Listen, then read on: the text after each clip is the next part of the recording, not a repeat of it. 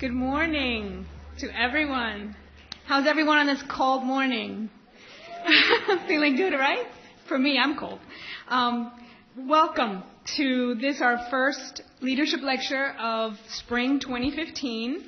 I thank you for coming out. I'm Beatriz Junco Gonzalez. I'm the Marketing and Communications Manager for Mercantil Commerce Bank. And I'm proud to be the sponsor of the Leadership Lecture Series since its inception in 2011. If you've been with us before, you know we've had some great speakers throughout the years, and today, of course, I am very excited. No exception, we have a great speaker, but I'll leave that for Myra. I wanted to take this opportunity and have the distinct privilege of introducing Myra Beers, Director of Strategy and Implementation for the Center for Leadership at FIU. As a founding member of the Center for Leadership, Myra was instrumental in the development and implementation of the Center's executive leadership development programs, which were ranked #1 in the country in 2014 by HR.com. When we got that email, we were so proud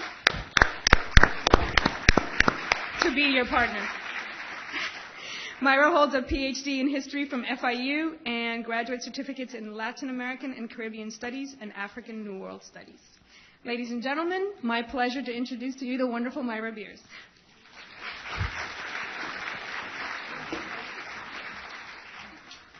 Good morning.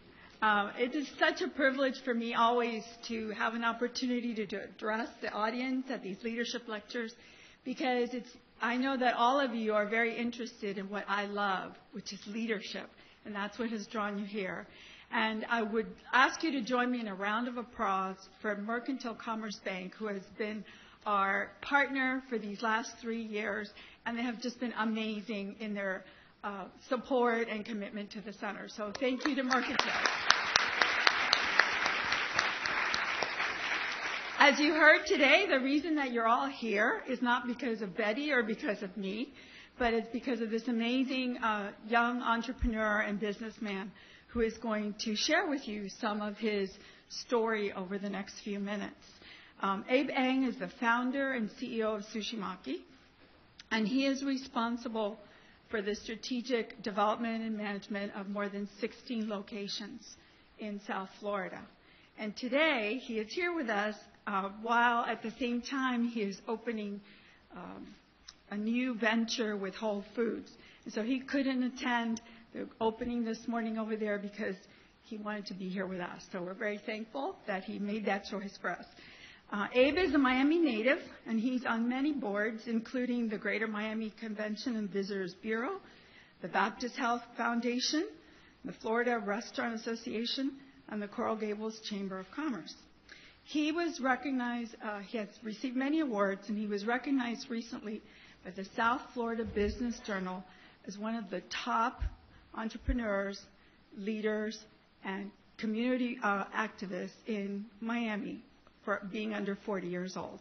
So one of the 20 under 40 that represent our community, which is an amazing, amazing honor. Just last year, he was honored as the ultimate CEO by the South Florida Business Journal. We are honored to have with us today Abe Ng.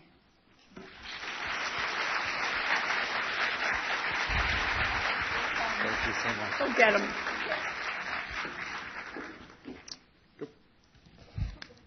Good morning, guys. Thank you so much for being here today. I really appreciate you spending the time. And how today is going to work is I'll share some remarks for about 25 or so minutes, and then we can leave some time for Q&A. But as always, I think it's always fun to have a dialogue rather more than a lecture, because I think the last thing any of us need to hear is another lecture. But, with that, I'll kind of jump right into it, and I really want to thank Myra, Dr. Beers, and Shannon for just an incredible job of putting together an amazing lineup. If you look at the back part of the card, the speakers that are coming up are phenomenal as well. So it's just an incredible testimony to kind of how they scour the environment for the top thinkers and top leaders here in South Florida and certainly beyond. And the planning of it for this really goes out a year in advance. So like Myra said, that though we have a Whole Foods opening today, this was like set in stone in my calendar way before they finalized with the date. So it wasn't even a thought. So who's here been to a sushi maki before?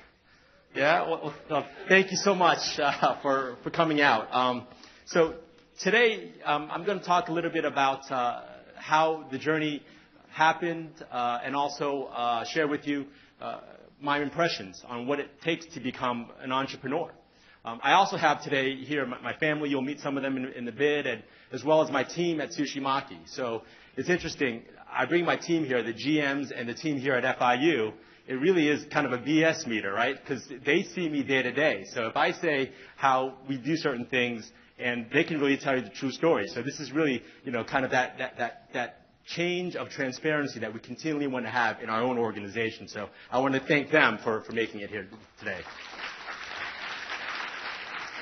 So a lot of people always say Sushi Maki seems like it's an overnight success, right? We started in 2000, and we have, over a dozen units today.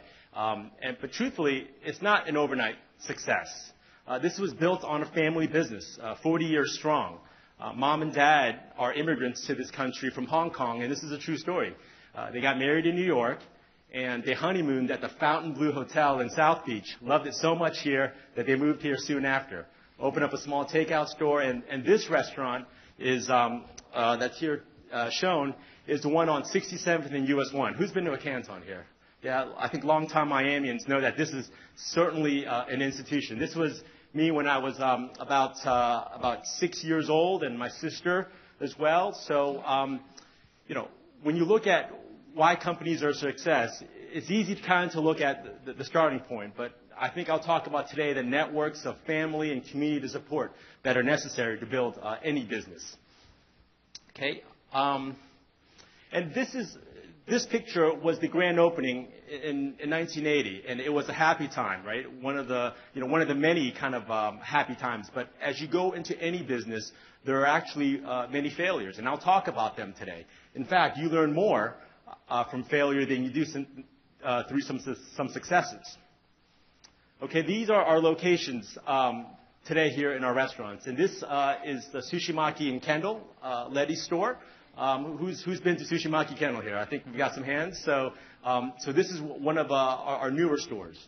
We have locations here. But one of the things I want to talk about today is best-in-class partnerships. And I think the best way to kind of share this is many times people have seen us in other venues, whether at American Airlines Arena, at Whole Foods Market, and they wonder how we were able to partner up with some of these locations. So just to give you a little bit of landscape, Sushi Maki at its core is still a restaurant business, but much of our growth has been in the wholesale world as well as operating in non-traditional environments like airports, universities here at FIU, as well as in ballparks. But Whole Foods, this woman here, her name is Roshne. And again, this didn't happen overnight. In 2006, we opened up a commissary. And in 2005, as we were planning that, we knew that in order to satisfy or to fulfill the needs of a centralized kitchen, we needed additional outlets. So how did we get into business with Whole Foods? And it really was through perseverance. I would write her emails probably every 60 days. I put it on my calendar. And eventually, I think she became so, tired of my perseverance, she gave us a shot to do a tasting. And once we got that opportunity, we didn't let go. We made sure that when we opened that store, we told all our friends to come, and we were able to show really strong sales. So, kind of the lesson learned here is that, if you're building a business and you want to partner with somebody that has the same kind of values, if you are given that opportunity, do everything you can to make it work. And we didn't make money at Whole Foods for many, many years. So, when you do find that right marriage of a brand partner, be in it for the long run, okay? Because you're not going to make money. I know so many people that have kind of dreams and aspirations of doing business with terrific brands. They get into a partnership and they get frustrated, 3 months, 6 months out. So, be in it for the long haul. And once we got a brand advocate in Roshne, this man here, Juan Nunez, is the president of the Florida region. And he was very skeptical. So, just because you get somebody to say yes on one side of the organization, there's going to be people, that are really dead set against change. The inertia of kind of the status quo of using the same vendor is very, very strong. It's very difficult to move to dislodge that relationship. So once you get into that little wiggle room, make sure you run through it. These are our locations here at Whole Foods, what it looks like. So when you walk in there, it's really a store-in-store experience. You see our brand. When we were negotiating with Whole Foods, they wanted us to do the sushi without a brand, and we had no interest in being just hired help. We thought if we're going to go through all the effort of putting in our sushi in a supermarket, we didn't want to be just like any other supermarket. If you go to other supermarkets, other brands that are more mainstream than Whole Foods Market, you can't tell or you know what the brand is. So that's not what we wanted to compete. We wanted to kind of change that strategy and compete with a blended platform. Okay. Our next kind of partnership at Miami International Airport was, again, something that I think is a funny story that I wanted to kind of share with you today. Who's flown American Airlines out of Miami? Yeah, D29. Sushi Maki has a great location there. It's one of our strongest sales. But I think what's interesting here is how we got in. And I think that this really speaks to Miami as being as big of a major metro area. It's really a small town. For years, we tried to get into the airport, and we couldn't. After a while, the owner of the concessions there, the Valls family, the ones behind La Carreta, Versailles, Gasoancho, they gave us a call and said, are we interested? And, of course, the answer was yes. They wanted to meet on a Saturday. I know a lot of people in the business world think that it's Monday through Friday, but you know what? When somebody gives you that opportunity to meet, you drop everything because it's a big opportunity, okay? The other thing is when we were negotiating the agreement, we hired the best lawyer in town when it came to building franchises and brands. But really, it became a situation where we had a lawyer from Miami and one in Boca Raton, and it was so different, the cultures. And the deal nearly blew up. But my father really said, make sure that you change your lawyer if necessary so that you get this deal done. And I think another lesson here is that there are lawyers that are kind of business-minded and ones that are more concerned about outsmarting the other side legally. And those aren't the ones necessarily when you're building a business that you want to have on your side. So the long and short of it is that we were able to strike a deal with the family. They've become incredible partners, terrific operators of our brand, and we've become good friends. And I think the lesson here is that when you strip away the differences in culture, the Cuban culture, quite honestly, is very similar to the Chinese culture. It's about education. It's about sacrifice. And that's really why we think that this works so well. But if you take a step backward, yesterday we had a meeting with our chefs, and we talked, around about, what are the things that you're dreaming for. And again, it comes down to we all want the same thing. We all want to build security for our family. We all want the next generation behind us to live better than we are today. So, as different as we think we are, we're actually quite similar. So we're very proud of the location here in the airport. We were recognized last year to be a top 5 restaurant location in all the country by Business Traveler. And I think this underscores the strength of partnerships. This is a very important slide to me here. This is our location here at FIU, just a few steps away in the Graham Center. And I think what this kind of speaks to me about is just, again, the power of great relationships. At FIU, we actually have many people in our company that are FIU grads, so we're so proud to be here. My sister, my business partner, is an FIU grad. If you look also further into our organization, the woman who runs our marketing, Anna, who comes up with our tremendous branding, is an FIU grad.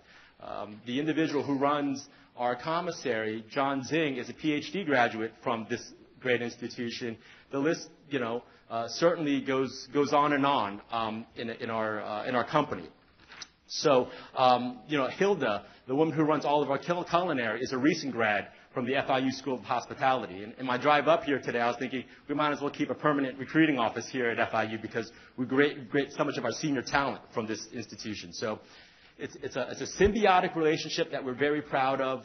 Roger and the team over at Aramark do a great job. They really push our company for new items and innovation. And so much of the new things that we do in our company comes from our universities. This university and another one on the other side of town that we won't mention today here. But, Roger is definitely a champion for all the students here and the ones at Aramark. We count them as great, great partners.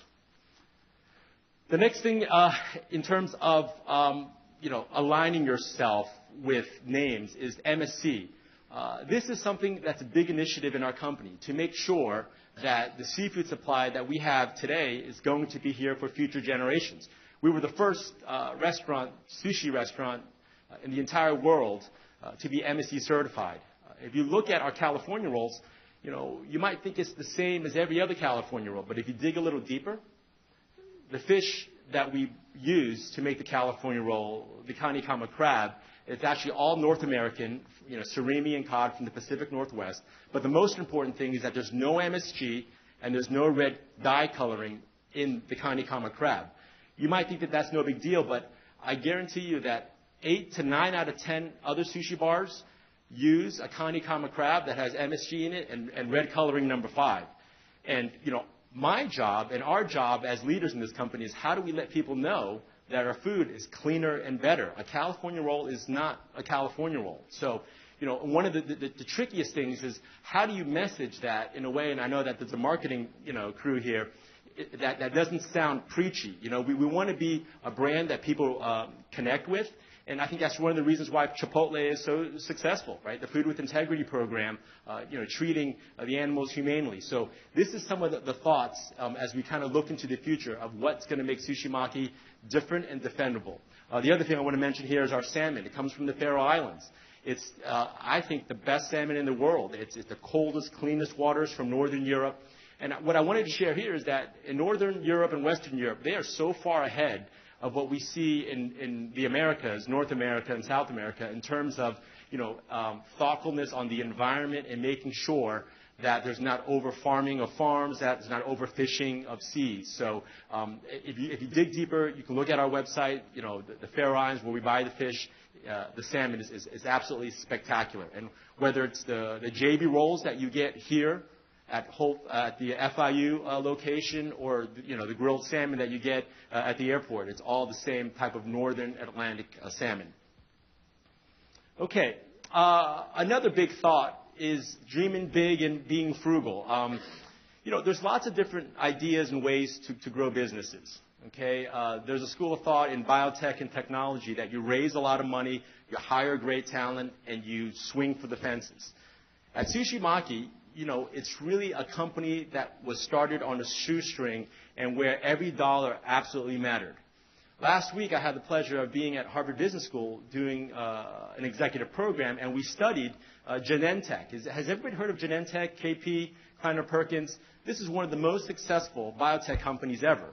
If you dig deeper, although that was backed by a very big venture capital firm, they were very frugal at every step of the way, leveraging relationships. So the detail and the net to me is that the really successful businesses aren't the ones that are flush with cash in the beginning. Because if you have a pile of cash and you're just hiring people, you can make really bad decisions if you don't have those resources. So for all of you that are here looking to start a business and you say, I don't have a lot of money, some of the best businesses, including Sushi Maki, and I'll tell you about our failure in just a bit, came when you had no money and your backs were against the proverbial wall. Okay, so just know that innovation happens a lot of times when you don't have a pile of cash in the bank to fund a business. Okay, but you need to dream big, and I've got a great slide here that I want to show you. That this is a company and a concept called Rapido.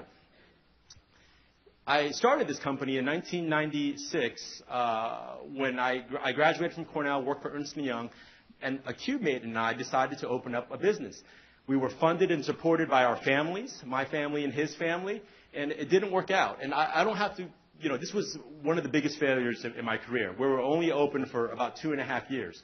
But very early on, we knew that this company, unless we changed, wasn't going to make it. Okay, so what was the lesson here?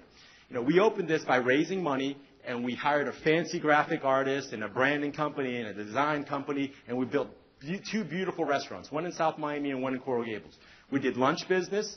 but we didn't do dinner business, so it didn't work. The amount of rent we were paying, I can get into Restaurant 101, but you need a day part of lunch and you need one for dinner or breakfast and lunch. We didn't have it.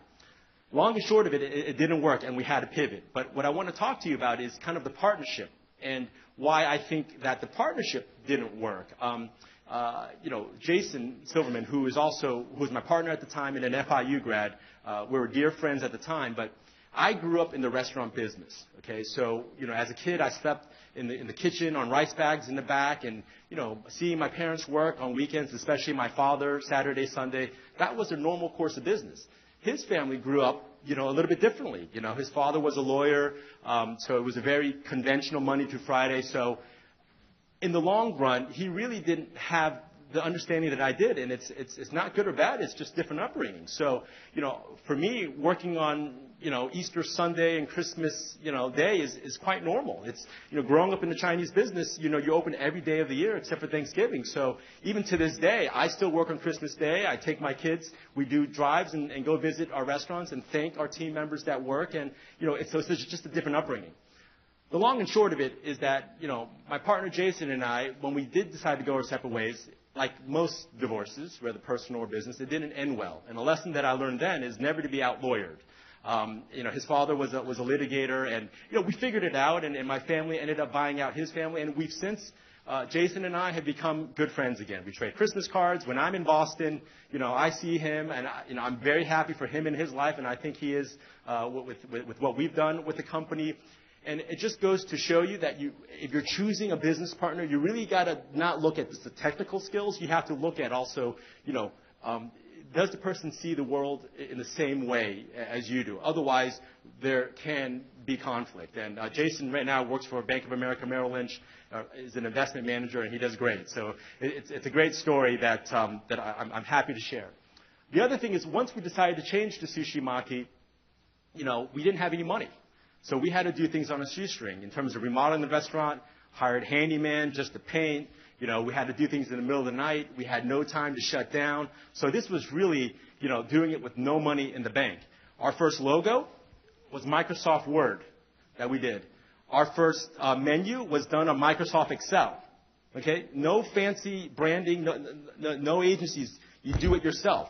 And I guess my encouragement to all of you is that if you have good taste level and a strong vision, you'll figure it out. Don't think that you need to spend money, on things. This is only one example. Since then, the logo has tweaked from this to this. And, there's plenty of time to kind of polish up your brand later on. But the first thing you need to do is survive, okay? So, we've since hired some of the best branding people in town. Southern Brands is a great agency. Anna, is a fantastic kind of a taste maker here in our company. So I'm not saying that you work on Microsoft forever, soon after we did. But the first thing is to survive. The other thing I think is kind of fun to kind of look at is, these are our vans that are on the road. Our first van is this one right here. If you look at the back here, it has the number 008 in it. The reason why I put that is that I wanted people to think that we had a fleet of vans, okay? So, so that was from today we have over 10 vehicles on the road, and this kind of does come true. But, so part of is kind of a scrappy thinking. You can always, you don't want to fake it, but you want to also give the impression that you're reliable. Because, like I said, a big part of our business was to kind of show to the Ritz-Carlton executive chef that we could deliver 700 California rolls on a Friday night. So, you need to kind of really think about how do you create some cleverness in your company. Okay?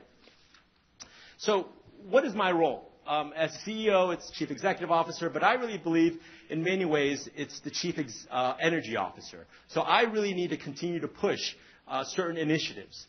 One of the things that I have a lot of fun with is, and this is some artistic. How do we differentiate ourselves? We actually worked with a local artist named Ern Valls on this mural here in Kendall, and we actually have another mural that we did about a few weeks ago in Coral Gables. And how do we make our brand unique and Miami special? Okay, Ernie has a great studio in Wynwood, and right now he's unaffordable. This is an emerging artist from Brazil. I know we have some Brazilians in the room, and this is a funny story. I was on Skype with him, and he didn't speak great English. I speak no Portuguese, and I wasn't sure if he was going to make it here, but he did make it here, long and short of it, and he has some really cool murals that he's done for the company. So, how do we be fun? How do we be quirky? How do we be artistic? How do we be Miami? That's kind of the thinking behind that. The other part about is, in terms of what I bring energy to, is being more community-minded. These are some organizations we work with here, and, one of the things about your generation, and when I say yours is many of the students here, is that, you want to do business with companies that stand for more than profit. And this is something that I continually try to push in our own company. Listen, we're not a non-for-profit. We're not a foundation. We are a for-profit. So that has to be the number one thing. But at the same time, we try to do certain kind of times throughout the year that we give back to the community through some of these organizations. And one of our, GMs, Michelle, continually raises her hand to volunteer for these things. So, what we want to do is to remind our team and our community, our guests, that we stand for more than just profit here. So we also think that the employee of the future are going to pick very carefully, and they're going to believe in organizations that stand for more than just profit. Certainly for community and environment. One of the companies and brands that we deeply admire is Tom's Shoes, the one-for-one model, and I think that this is kind of the way of the future in terms of having companies with triple bottom lines. The next slide that's a lot of fun to kind of go over is what we call culinary forecasting, or what's ahead. These are some items that are unique from other conventional sushi bars. And I'll just give you kind of some thinking as to how we come up with this. We have the poke bowls, which is something that is rolling out at Whole Foods and actually here at FIU in a couple of weeks.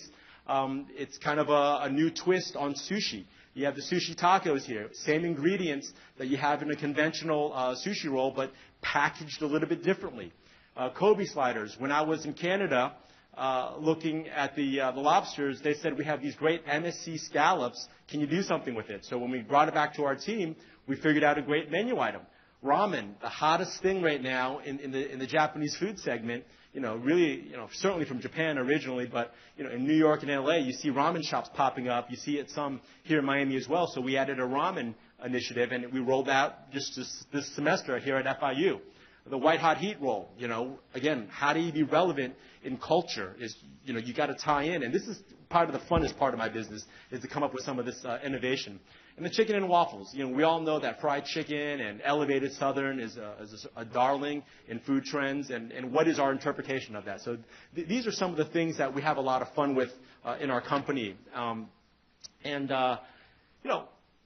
Putting a dent in the universe. Steve Jobs, an entrepreneur that we look up to, said that if you're working on something exciting that you really care about, you don't have to be pushed. The vision pulls you.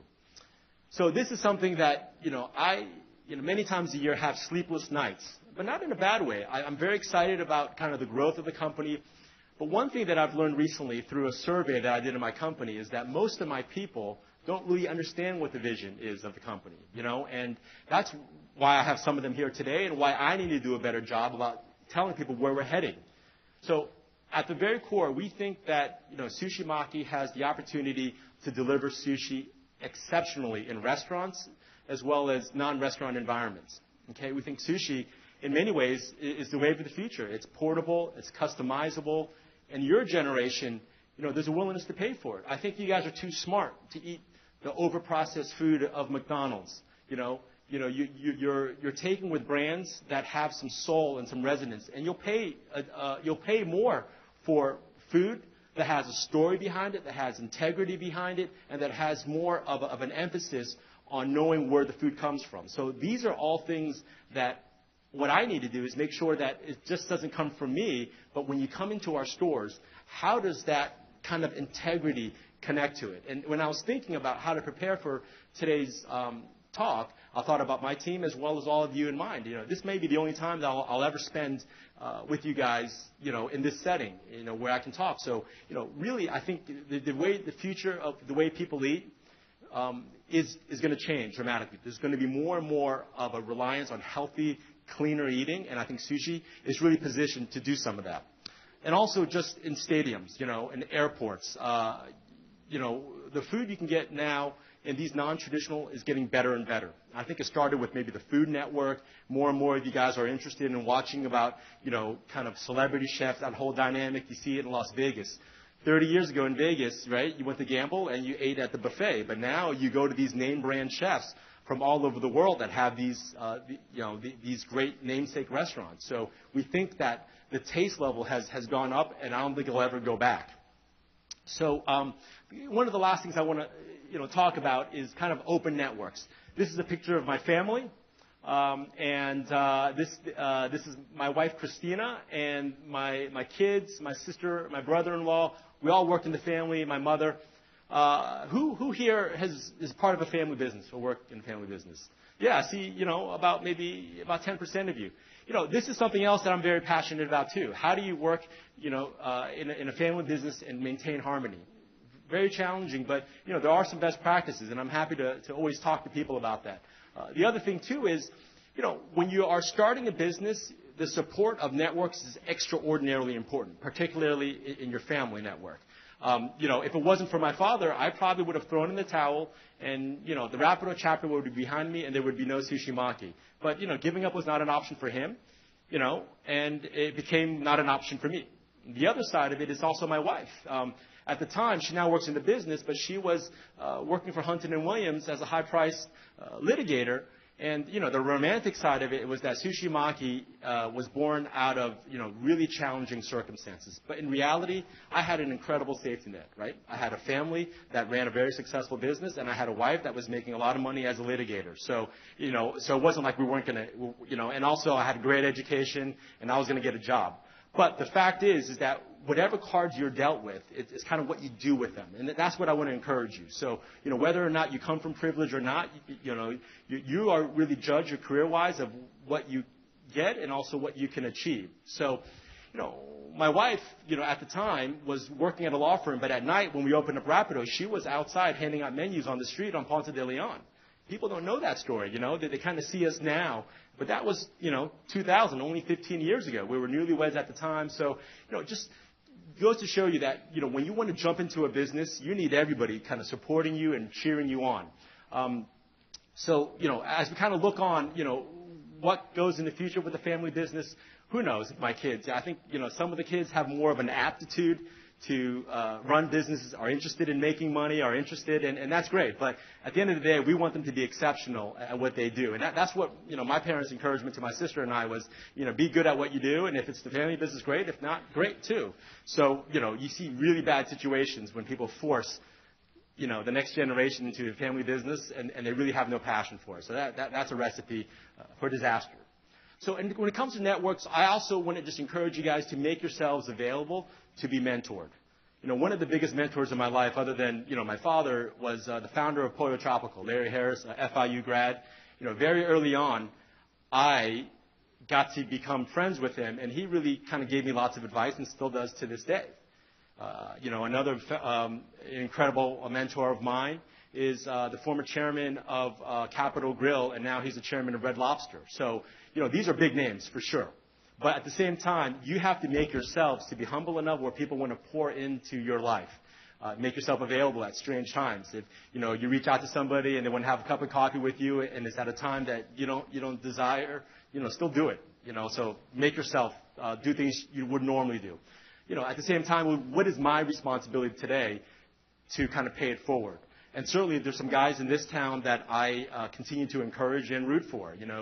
Hugo Fresh is a brand that I'm keeping my eye on, and Matt Sherman has become a friend, and, I've given him advice. And, I used to be very intimidated because I never wanted to give advice to somebody.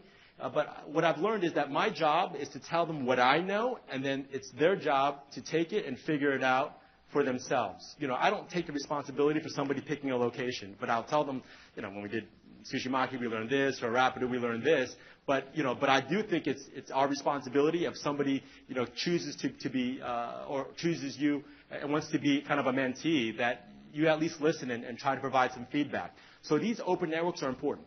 Whether it's in chambers of commerces, when I first graduated, the Cornell network was very important to me. So, I was very involved in alumni groups. So my encouragement to you is pick one or two, like non-for-profit or interest groups and become very involved. it's only then where you have the deep relationships where people will want to be mentored. If you meet somebody at an event like this and you want to be mentored, it's not going to be authentic. But if you serve on a board with them and you do stuff with them, they're going to see kind of, the purity in your heart, and then they're going to want to pour, their time into your lives. So it's always a lot longer than you think, and these relationships certainly don't happen overnight. But, these networks are very important as you're trying to grow a business. And the other thing, too, is mentorship is not just kind of, looking up. There's also reverse mentorship. And Jim Collins said recently that you should double the time you spend on people half your age. So what does that mean? I'm 41 years old. I should find 20-and-a-half-year-olds and spend more time with them to learn about, what is the taste level? What are, the technology sites that they're connected to? What are the social networks, social media that's really meaningful? So that's something that, I think that executives, those of us in the room, that are intimidated by younger people, that you can learn from them. Don't be threatened. At the same time, when I was thinking about this speech, is what can I say to you young people? And I think that it's about being patient. We've got a lot of young people in our company, and fortunately we have some longevity. But I have friends that have 20-somethings working for them, and 3 months in, the 20-something, is looking to do the next job already. So, be at a company, your first job, for an extended period of time. Be there for the full cycle of seeing a project that you come up with, and through implementation. You can't learn everything in 1 year, okay? And, your boss does not live to just worry about your career management. They've got other things to run. So, again, if you think that, you're getting tireless and looking elsewhere for a job, just don't overvalue the next opportunity and undervalue the opportunity that you have today. And I'm not saying that, and I think today, the idea of you coming to a company and staying there 10 years or for an entire career is over. That doesn't happen anymore. But at the same time, I think, the other side of it that I see all too often, people being there for 1 year or 2 years and growing bored, and this is not what I sign up for, is far too prevalent too. So just something to think about. What's next for Sushi Maki? And then we'll wrap up for some questions. I get this question all the time. So as you know, we're growing right now. We opened up Whole Foods downtown a few weeks ago.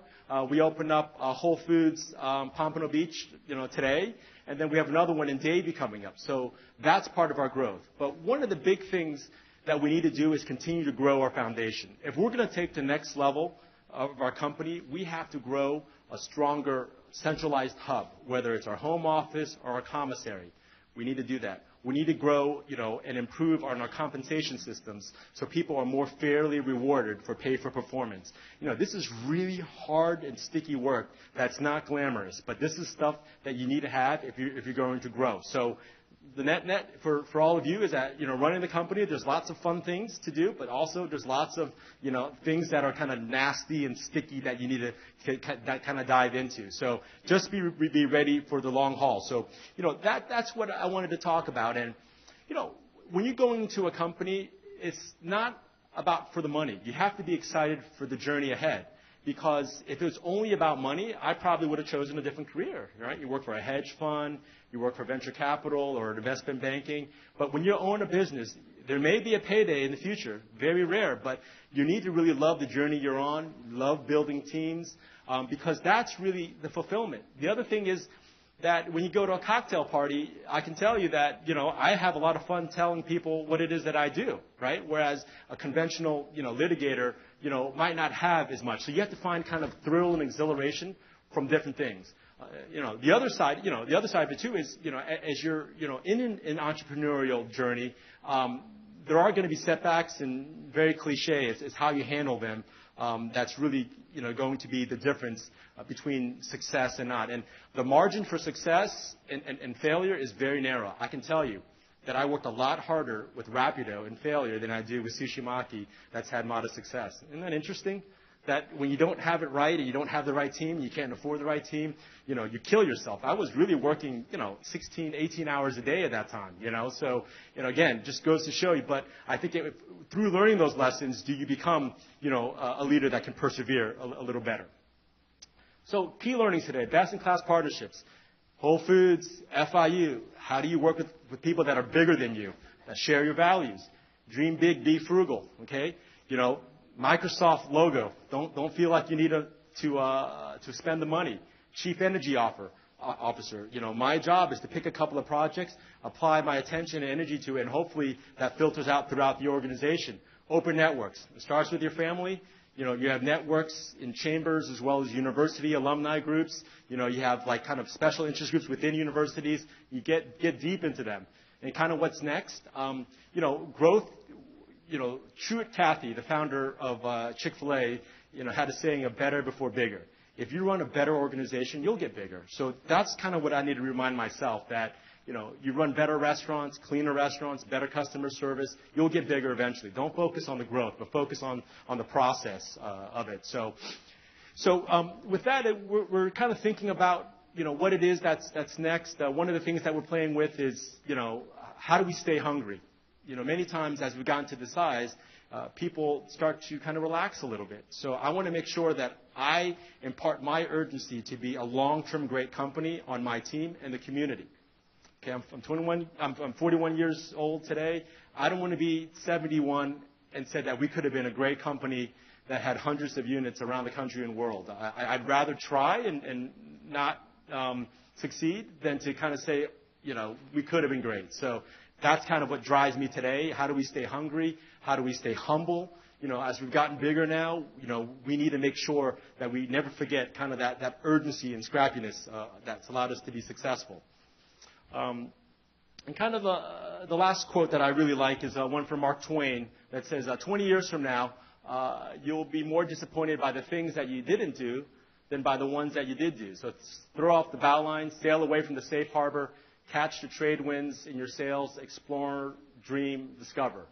So, this is, whenever I come back to school, I'm always excited by the energy and the excitement. I love school in the fall because it's newness. I love it in the new year because it's the start of a new year and resolutions. And then in May and June, I love it for the commencement speeches. So I always love being on campus. So, this Mark Twain quote, kind of reminds me, if that safe harbor could be you're in a corporate job that you don't really like and you have a great idea for a cupcake recipe or something, I encourage you to take risks, but at the same time, I'm not a big believer in leveraging credit cards and dropping out of school. There are those stories of guys that drop out of school and do great, but the ones that, in my view, are the best companies are ones of people who start and finish things, people who got the degrees, people who try to de-risk their business, people who try to minimize the risk each step along the way. But at the same time, you have to, at some point, kind of move on. So I'd love to hear from you guys if you guys are starting businesses. I love hearing about them, particularly about food, but all sorts of businesses. So with that, I'll open it up to any of you that may have some questions.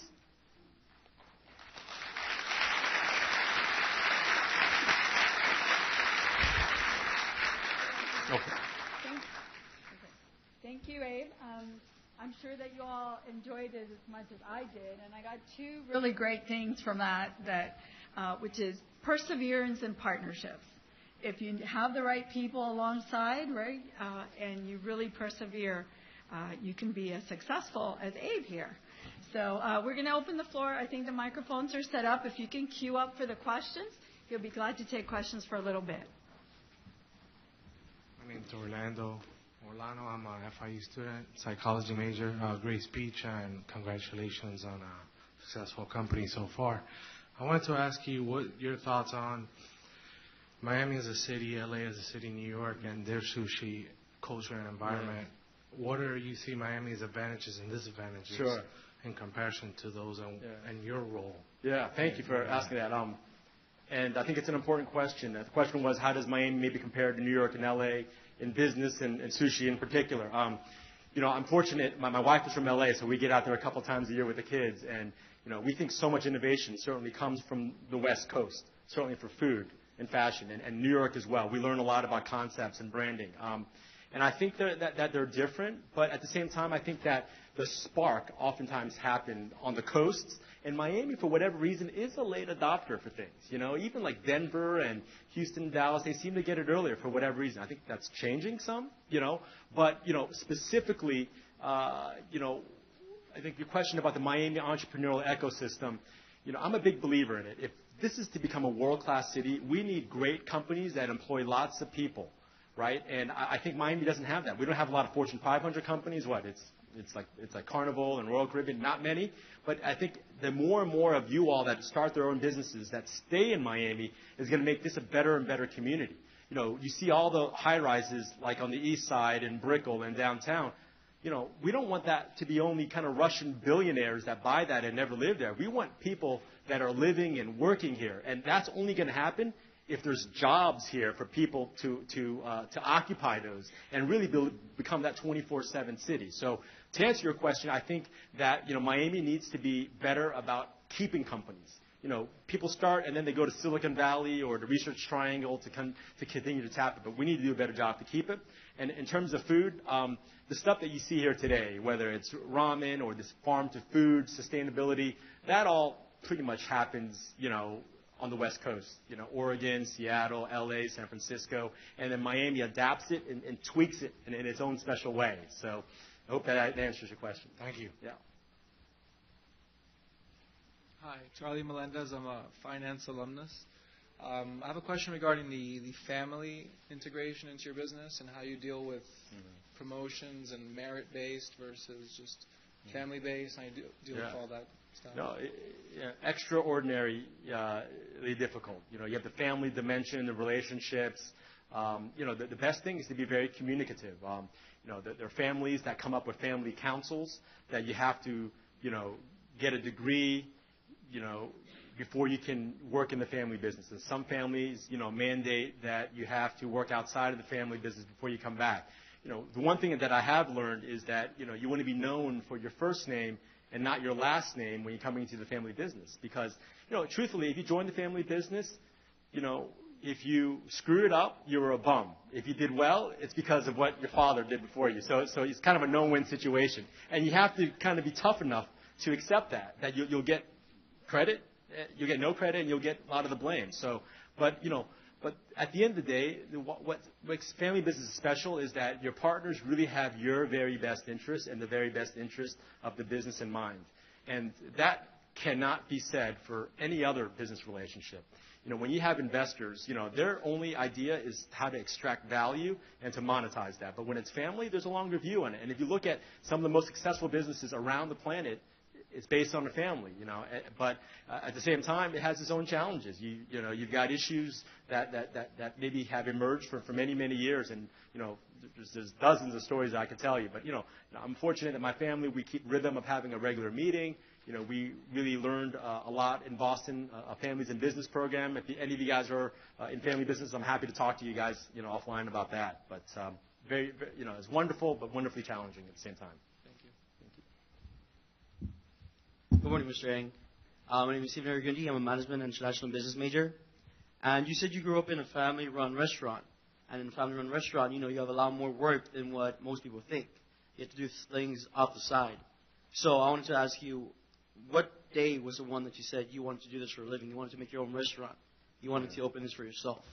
That's an interesting question. I grew up seeing the sacrifice that my parents made, especially my father, and I wasn't sure that I wanted to do that. So... but I think when I was in college, the magazines I would always read were the food magazines and the restaurant journals. So it always drew me back to it. And the day was, when I traveled to San Francisco on a trip with my wife, who was in law school at the time. We saw this incredible concept. And we're like, I think we could do this in Miami.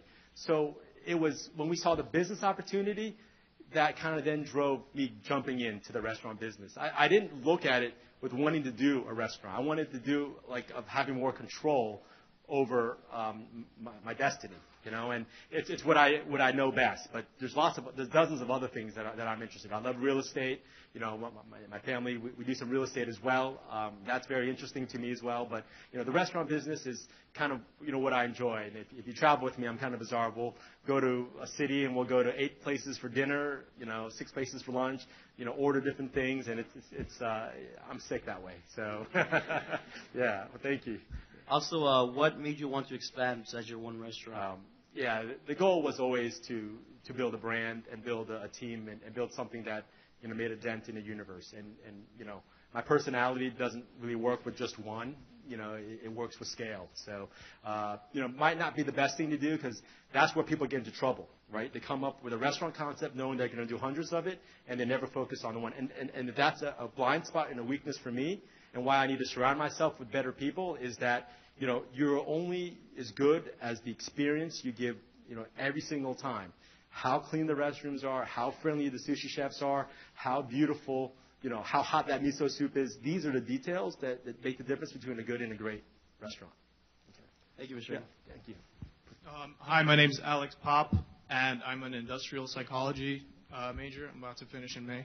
And my question was, how do you deal with the tight margins in the food industry, especially in with expensive foods such as sushi and fish? Yeah. Well, first of all, I think most businesses work with tight margins, but the restaurants are razor thin. So, how we do that, and you should come to our manager meeting. We have to look at our primary costs, which is our labor and our food, and see where we can drive efficiency. We can't cut labor and food so that the guest then feels like you're cheating them or you're giving bad service. But at the same time, you need to make sure that you have enough, like profit is like oxygen. You have to have enough oxygen in the business to afford to keep it going, to afford to remodel restaurants, to afford to open up new restaurants. And the name of the game is how do you kind of, in the restaurant business, when you drive top-line sales, your primary costs, your fixed costs like rent, those melt away smaller and smaller. So for a sushi bar restaurant, the busier a sushi bar is the one that you want to go to. They're turning the fish. If it's a slow sushi bar, you run.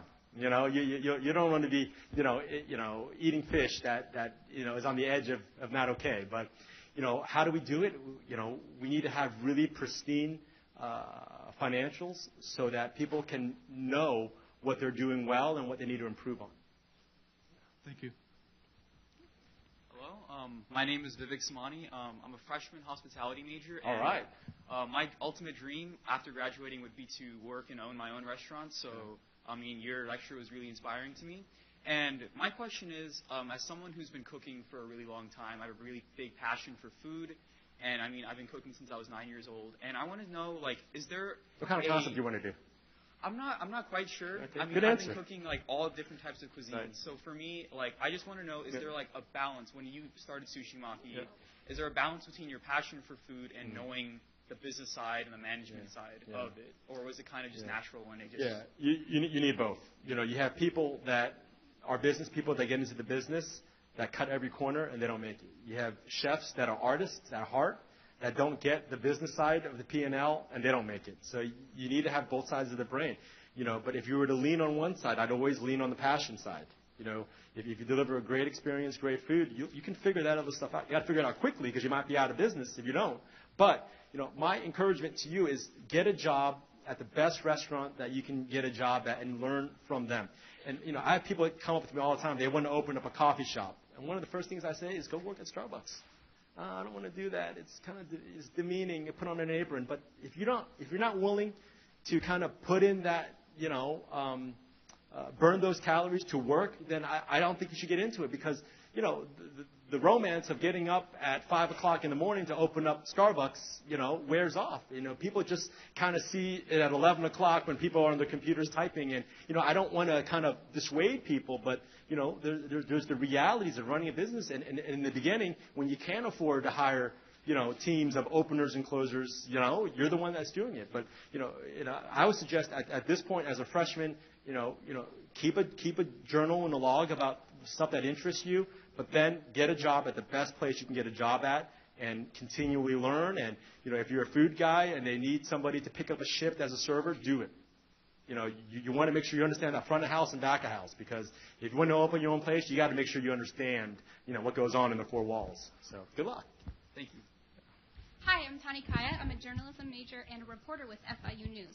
So being a Miami native and this being a local company, I was wondering if you could go a little more into the kind of importance in your company that you place on giving back to the community here. Yeah. So as mentioned, I was born at Baptist Hospital, and, I love this community, and it's amazing to see the changes that's happened, over the course of my life and in particularly, recently. The importance of giving back, I think it's blindingly transparent when companies, only do things for their own benefit. There's lots of times when there's events that might not have an immediate benefit, working with, students that I think you need to put yourself out there to do. And I think only then will people kind of trust that you are there not just for your own business, but you're there for the community. So to kind of answer, your question, the importance is it's very important. It's one where I think what separates us when you're making a buying decision between going to us and maybe a national brand of sushi, whether it's raw sushi or it's Chipotle, we just hope that if you've seen us, maybe at your school when you're elementary school kids, or we've supported your kids' soccer team, that, you'll give us a shot. So I think it's a virtuous cycle. At the end of the day, it's got to be a virtuous cycle. We need to support people who will support us, but at the same time, we don't lead with that. We hope for that. We lead with, is this brand right? Does it kind of come with our values? And can we do it? We get dozens of requests, and we probably are doing, 25 to 30% of the requests that are made. But, community is important, but it's a very trendy thing to say right now, so we're careful about how we do it. But I always say, don't look at what I say, kind of look at what we do and how we contribute. Okay, thank you. Hey, Abe. So there's a certain characteristic that I noticed in your Sushimaki team, not only with your upper management guys, but also your cashiers and your waiters, who are very important to your business. And it's that they really believe in not only you, but your business practices and the whole idea of sustainable food. And so as you continue to grow and scale, how do you go about instilling this belief in your mission? I think that it seems like a cliche thing to say, but you look at companies like Chick-fil-A, like you mentioned, and whether or not you agree with their business practices, they've got 97% retention rate. And people who work for Chick-fil-A love working for Chick-fil-A. Sure. And so how do you plan to do that as you continue to grow and scale? Sure. And that's the magic. How do you grow big but still stay small? We love Chick-fil-A, we love Shake Shack. And how do you create like a cult-like following with owning your own company first? And we're very fortunate. We have a lot of stability. But at the same time, that cult-like is then contagious. Then it goes to your guests. And then they become, brand ambassadors or brand evangelists. And, it starts with, a leader. And I need to simplify my message. When you talk about kind of our food with, sustainability, that needs to be different, and it needs to be articulated in a way that a typical person who might not have the same education or same, language skills as I can say it in their own way. Sustainability is making sure that seafood exists today and for future generations. So, my job is to simplify that and distill, and hopefully if I say it enough, and I pick too many initiatives. I got to pick one or two and stick with it, and hopefully that, it builds upon its other. But I hear exactly what you're saying. How do we create that zeal that you get, with Chick-fil-A and Shake Shack and, Anthony's Coal Fired, certainly has that too, and, Pollo Tropical. And, people that move away from Miami miss Pollo Tropical, right? There's just certain flavors of that. So that's what we want, And one of the best things I've ever heard is when someone flies home from Miami and they land at Terminal D and they see Sushi Maki, they say, oh, I'm home. And that's cool. That was, better than anything I could hear. So I want people to recognize Sushi Maki with Miami. And that's why I root for Burger King, because I think Miami is a much stronger city if Burger King is successful. You go to Chicago and you don't screw around with McDonald's. You go to Atlanta and it's Coca-Cola and Chick-fil-A city. And Miami needs to defend Pollo Tropical, Burger King, and hopefully Sushi Maki one day. So I'm a passionate guy about the city. So, Good morning. My name is Tomas Calderon. And oftentimes, smaller companies, they develop or they're in the process of making great products. But these products are often imitated and quite quickly by larger companies. How do smaller companies compete with these large companies? Yeah. And are there drawbacks that means that these large companies have because they're very, very big? That's right. So, what you're getting at is the concept, of building the moat. How do you build a product that's defendable over time, right? And a California roll, you can knock it off. chicken and waffles where you can knock it off. What you try to do is you go a little bit deeper and you find uniqueness. And in our case, we pick uniqueness as a result of our partnership with Whole Foods that is long-term thinking, and that is sustainability. But where it hurts us is in the margins. We can't charge more than other people for a California roll, but our kani kama costs more than everybody else's. So at that, when it comes with that, you have to kind of look at the long view of how do you sell more California rolls. And the real distinction is how do you, in the restaurant business, is provide service. And that is, with friendlier chefs. In the wholesale world is how do we make sure that when the chef calls us from the Ritz-Carlton that we can deliver on time. So it's a bundle of services. It's not just its own product. But, over time, how do you create, sushi tacos was something that was very unique, and now other people have knocked it off. So you got to keep thinking about what's next, and that's where ramen comes into place. That's where our poke bowls come into place. So, so we struggle with how do we keep a tight menu. Look at, Five Guys, very small menu, very successful. In many ways I want that, but at the same time, people keep expecting us to add new things. So it's a tension. But what you're saying is exactly right. People knock it off. But you have to find differences in how you continue to innovate, A, and B, how do you build great customer, service models. Thank you very much. Good morning. My name is Stephanie Chaparro. I admire your speech. I really do, because as an entrepreneur, I'm pretty sure you go through your own challenges as far as what fears you have. So my question to you, obviously, reaching the level of success that you've accomplished today, how many hours of personal development have you invested in yourself over the years? Amazing question. If you're an entrepreneur and if you don't stop and think every couple times a year, like, is it worth it? I don't think you're human.